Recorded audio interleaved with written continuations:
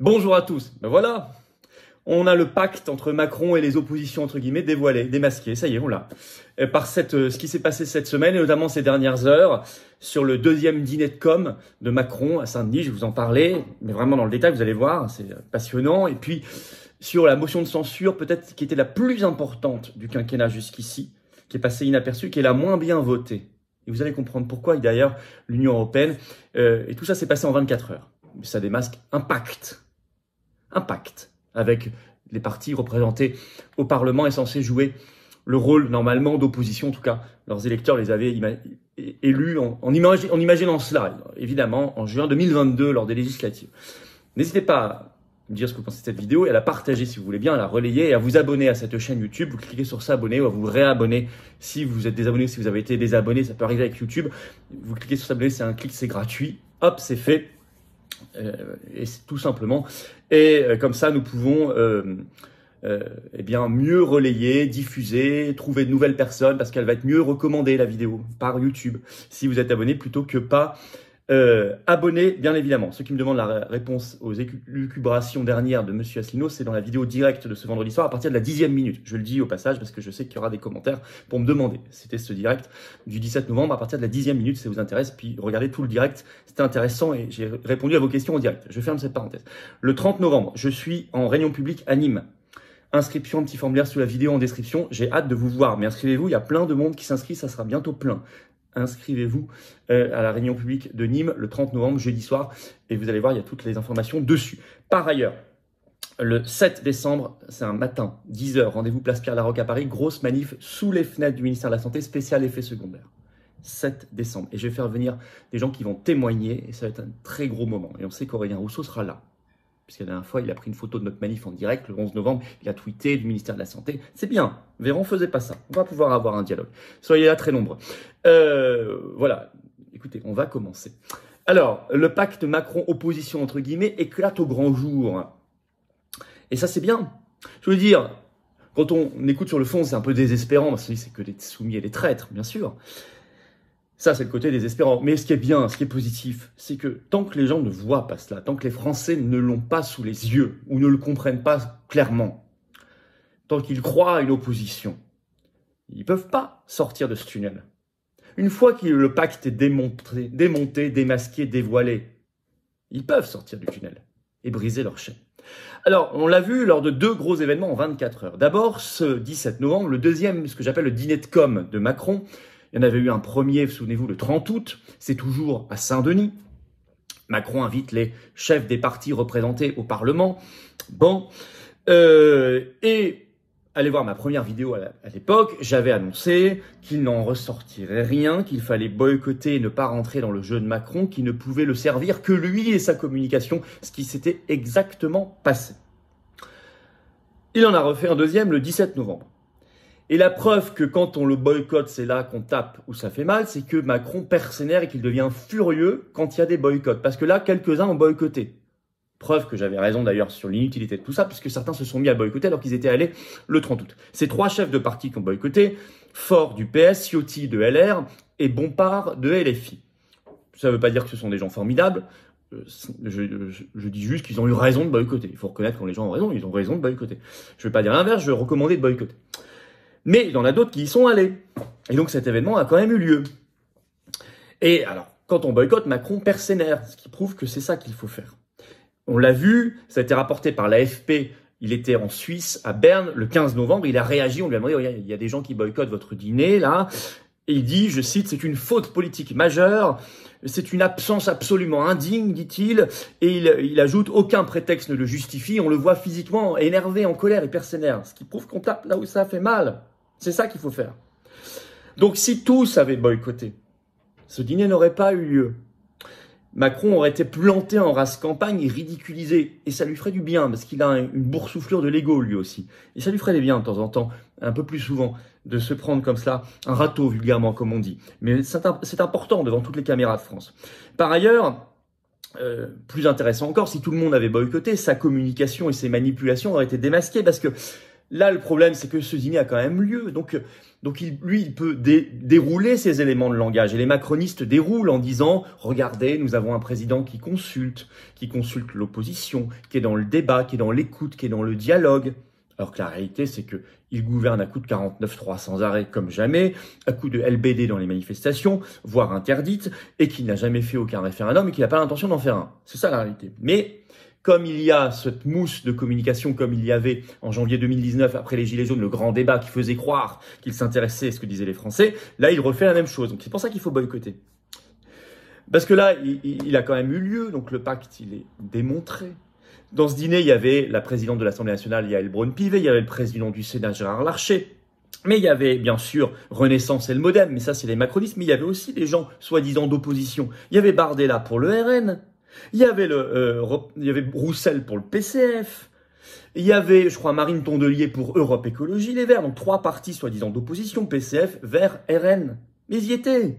Donc ils ont accrédité la thèse de Macron, la communication de Macron. En plus, quel était le sujet? C'était soi-disant de discuter du champ du référendum, très bien, comme en août. Ça a mené à quoi? À rien. Et là, ça a mené à quoi?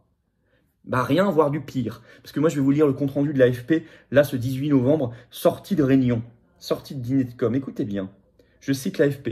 Un référendum sur l'immigration n'est plus à l'ordre du jour, selon les participants à la rencontre organisée par Macron à Saint-Denis.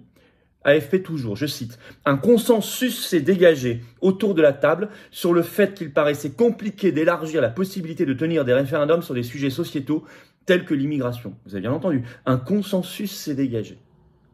Ça, c'est repris dans la presse ce matin. Donc c'est une trahison à race campagne, là. Accrédité, soutenu donc par RN, PCF, ELV, plus les macronistes bien sûr, mais ELV, on sait ce qu'ils pensent, mais en face, voilà.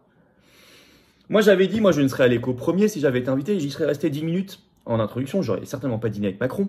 J'aurais fait d'ailleurs économiser de l'argent contribuable. Mais j'y serais allé juste pour lui dire. Et après, j'y serais plus allé dès la deuxième fois. Mais j'y serais allé juste 10 minutes, puis j'aurais boycotté. Et j'aurais juste dit ça. J'aurais dit, Monsieur le Président de la République, c'est ce que je vous avais déjà dit à l'époque, je ne resterai pas. Parce que tant que nous sommes dans l'Union européenne, dans l'OTAN, dans la CEDH et dans d'autres structures supranationales, nous parlons dans le vide. Vous n'avez pas les manettes, vous ferez semblant. Et le Parlement les a pas non plus. Donc on va arrêter le sketch. Le jour où vous aurez entamé la sortie de ces structures, ou au moins organisé un référendum auprès des Français pour qu'ils choisissent, alors je reviendrai, nous pourrons discuter raisonnablement et surtout utilement. Mais là, je perds mon temps. Bonne soirée à tous. Au revoir. Voilà ce que j'aurais fait. 5 minutes chrono. Puis le deuxième, évidemment, j'aurais tout simplement boycotté parce que le message aurait été passé. Mais il n'y a pas que cet événement qui a dévoilé le pacte opposition, entre guillemets, Macron. Il y a une motion de censure très importante. Et là, écoutez bien. Elle concerne la loi de programmation des finances publiques 2023-2027. Je vous ai fait des vidéos sur cette loi courant septembre sur cette chaîne. Allez voir. C'est une loi qui est exigée maintenant par les traités européens, qui prévoit un plan d'austérité par la France pluriannuel 2023-2027. La France ne l'avait pas voté en 2022. Le Parlement avait séché. La Commission européenne était furieuse. Elle a fait pression sur la France tout l'été en disant si vous ne la votez pas, vous serez en dehors des traités européens, des clous, et en plus, nous bloquons 19 milliards d'euros du plan de relance Covid, que vous n'aurez pas, tant que vous n'aurez pas voté l'austérité 2023-2027, la LPFP, loi de programmation des finances publiques. Chantage supranational. Ça, c'est ce que disait la Commission européenne à la France. Plan de relance Covid, d'ailleurs, c'est notre argent. On a mis 80 pour en récupérer 39 à la fin. Donc, on perdait 19 des 39, la moitié. Donc, le gouvernement a fait passer sa LPFP, il a fait un 49.3, comme toujours, et donc, une motion de censure a été déposée, pour le coup, par LFI, le 16 novembre, pour que la loi ne passe pas et pour renverser le gouvernement, principe d'une motion de censure. Cette motion de censure, 20 minutes a fait un article sur ce vote de la motion de censure, le 16 novembre, en parlant, je cite, d'un hémicycle clairsemé. Ah oui, je suis allé voir les photos, c'était très clairsemé. Et pour cause. C'est la motion de censure la moins bien... Alors, elle n'est pas passée, et c'est même la moins bien votée depuis le début du quinquennat. Or, c'était peut-être la plus importante. Je vais vous expliquer. Elle montre comme jamais l'immense trahison des oppositions et ce pacte. Tenez-vous bien. La motion est déposée. Seuls 143 députés l'ont votée.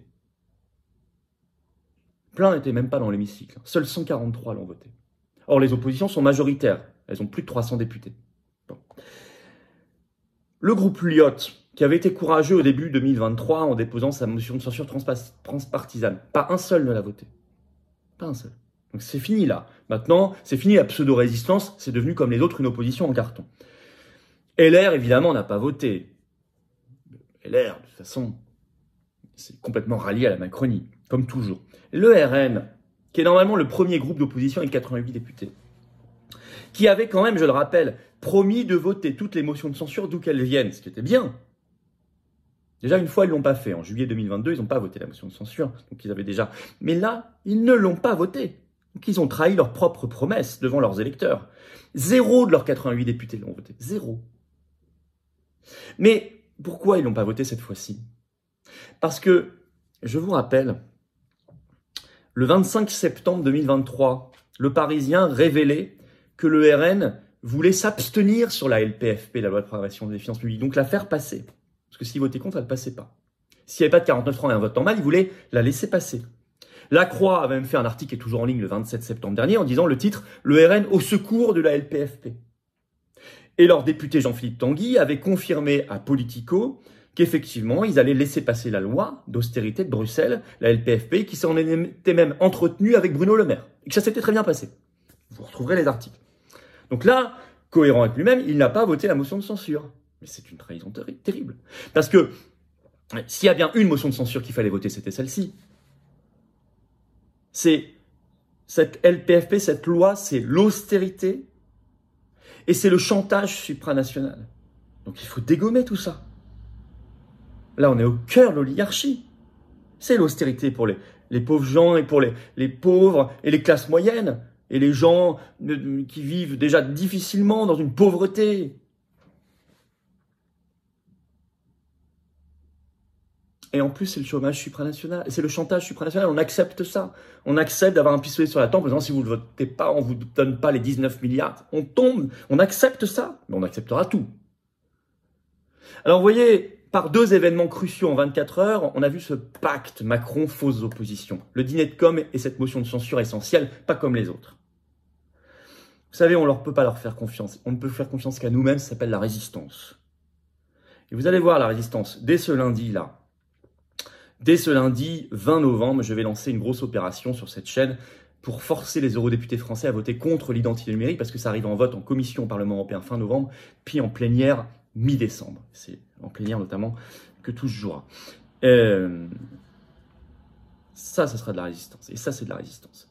Comme le 7 décembre, matin, place Pierre-Laroque à Paris, grosse manif nationale sur les effets secondaires pour la vérité et la justice. Soyez au rendez-vous. Et le 30 novembre, avant cela, donc en soirée, réunion publique à Nîmes, inscrivez-vous par un petit formulaire pour Nîmes sous la vidéo en description. Ça nous aide à organiser si vous êtes inscrit. C'est important pour vous aussi. Merci beaucoup. Abonnez-vous à la chaîne. C'est important, un petit clic, c'est gratuit, vous êtes abonné à la chaîne et les vidéos seront mieux répertoriées, mieux diffusées si vous êtes abonné, plutôt pas mal. Donc je vous en remercie énormément. Et venez vous battre à mes côtés, à nos côtés. Prenez votre carte orange d'adhérent, de réadhérent aux Patriotes, faites un don de soutien au mouvement si vous voulez soutenir nos actions, parce qu'on n'a pas les réseaux, les copains, les millions, je le dis, et c'est vrai, ni les milliards du système, non, loin de là. Mais on fait, comme on peut. Mais on fait. Et on ne pourrait pas si vous n'étiez pas là, comme adhérent, réadhérent, ou si vous ne souteniez pas comme donateur. Adhérer, réadhérer, c'est le premier lien sous la vidéo en description. Ce lien est également commentaire épinglé. Une petite fiche maintenant sur l'écran et dans quelques secondes, un lien sur l'écran. Faire un don de soutien au mouvement, deuxième lien sous la vidéo en description. Tout ça, c'est défiscalisé aux 2 tiers pour vous. Baisse concrète de vos impôts quand vous donnez, quand vous adhérez, réadhérez aux Patriotes. Baisse concrète de vos impôts significative. 2 tiers de défiscalisation. Profitez-en. Bravo aux donateurs, aux réadhérents, aux adhérents. Bienvenue et vive la France.